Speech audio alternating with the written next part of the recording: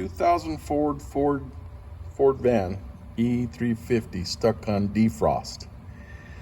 I removed the red supply line from here. I fed it back through and poked it through the firewall. To poke it through the firewall, just remove that top bolt in that bracket. The reservoir part number YC2Z-19A5668A, and you're going to need the check valve. The check valve is a YG193. Feed your red wire through the firewall, connect it to the black side, and then your stock reservoir. There's a mounting hole.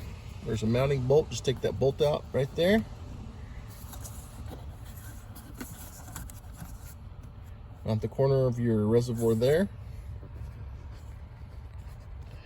Supply line goes to the T. And what I did is I popped the grommet out of down there and just kind of tugged on it, and then used a hook to remove it from the factory check valve. It just plugs right in there. All you gotta do is get this little short hose, this little short piece of hose right here, and you replace this, put that metal shield back on and the plastic cover, and you're done.